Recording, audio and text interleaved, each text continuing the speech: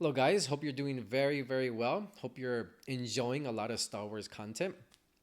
Uh, I always say there's so much Star Wars content to enjoy, a lifetime of a Star Wars expanded universe, Star Wars Legends content to consume, a lifetime of content for us to enjoy in forms of novels, comics, um, video games, short stories, anthologies, magazines. So much to enjoy, and hope you're enjoying a lot of it.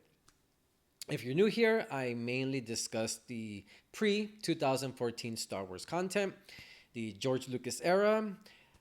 So Star Wars EU, Star Wars Legends, whatever term you use, is you're all welcome here. I wanted to discuss the a little bit of history, the publication history of events, of these novels and games and comics. And I'll interject a little bit of my history because I was around that time, somewhat around that time to enjoy these this content. So Star Wars EU, I feel, started off with the Star Wars Marvel run of comics that ran from 1977 all the way to 1986, with a total of 107 issues. So a decent run, definitely, which continued 3 years after the original trilogy ended. So in 1986, I was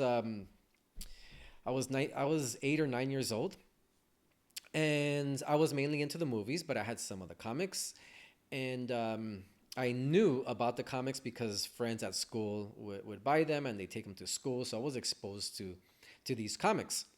And in 1986, even 3 years later after Return of the Jedi, Star Wars was still part of the zeitgeist of the times, part of the spirit of the times. It was still a big deal, a very respected series of movies, a trilogy. People still talked about it. In addition to that, the Kenner line of Star Wars toys were still on shelves at Toys R Us and other stores. So it was still there. Even though it was fizzling out a little bit, um, you still would go to the store and you saw Star Wars there. So after 1986, and I could be missing a lot of things because a lot of the things I'm seeing it or I'm telling it through my eyes. So from 1986 and on, a couple of years after that, after the Marvel run, we didn't see too much Star Wars at all. The prequels were not even, they were unheard of. They were not even, there was no news about George Lucas going back, and he didn't give us that news. So there was really not much to look forward to. You just accepted this was a trilogy and you enjoy it. So they would have the trilogy every so often on TV, on cable, and that's how we enjoyed it until VHS came. And we got blank tapes and recorded it with our VCR from TV, from cable. So that's how we had bootleg, a lot of bootleg copies of Star Wars on VHS for sure, which was extremely cool. So we'd get together with friends after we play outside, watch Star Wars, and go back out. That was among a lot of other things. That was part of our childhood. But in 1991, something really interesting happened. 1991 started off with the Bantam era of books. So no more Marvel comics. That ended in 86. 1991 kicked off an important era of Star Wars expanded universe. And what started off with that was what kicked it off was the Thrawn trilogy, specifically the book Heir to the Empire, which is book one. Also in that year, 1991, Dark Horse Comics released Dark Empire, which is a very important comic book, very important storyline. So it was. I wasn't.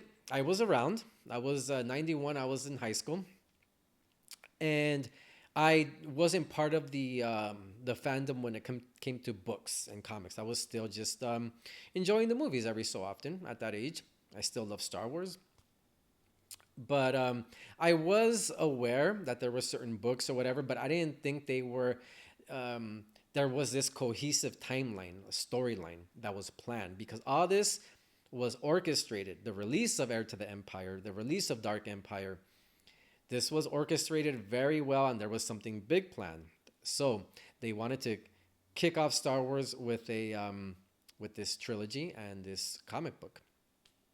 And once again, I didn't purchase any of these at that time. I wasn't into that. I was into other stuff. But like I said, still love the movies. So once that kicked off, that trilogy, the Bantam era books that started once again in '91, started releasing. They started releasing a lot of novels. I think every year until 1999. Not just one novel, many novels, and I'm not going to name all of them. There's so many to name. And if you're new, I'm going to pause a little bit. If you're new, don't let this overwhelm you. If you are interested in getting into Star Wars EU, for whatever reason, maybe you're not satisfied with the current state of Star Wars, or you just want to enjoy both, cool, cool. There's so much to enjoy for all of us. So, but specifically, once again, this is Star Wars Legends, Star Wars EU that we're discussing.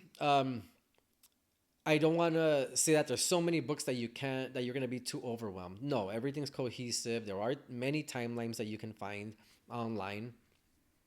But yeah, there was hit after hit, New York bestsellers, um, many books throughout the years. So after the Thrawn trilogy, we had the Jedi Prince series that came right after. And then we had Courtship of Princess Leia, Jedi Academy, Crystal Star, Corellian Trilogy, Truce of Bakura, all the X-Wing novels. Once again, I'm not naming all of them. I'm naming the ones that are coming to mind. Crystal Star, um, so many books that were released and being published. Um, so the Bantam era books, I feel the so Bantam stopped producing Star Wars books. Dark Horse was still going strong. Bantam stopped in 1999, and there was something bigger planned. So I feel Vision of the Future, the book, part of the Thrawn duology, was kind of a send off to and a closure of a chapter. And when you read that book, you'll know what I mean. It it ends that era of Star Wars, and it continues on, it's a direct continuation thereafter. So even though the Bantam era books, it was still part of that timeline. Del Rey started publishing these books, and at that time I was around. At that time I was heavily into the expanded universe. Stopping here and backtracking a little bit, giving my history on this, I started getting to the EU in 1997 roughly, and that's when I just went crazy and purchased as much as I could, spending more money than I should have, because I found out about the expanded universe around that time, and that was a rabbit hole. I fell in Pandora's box, etc., and just wanted everything, and I couldn't buy everything.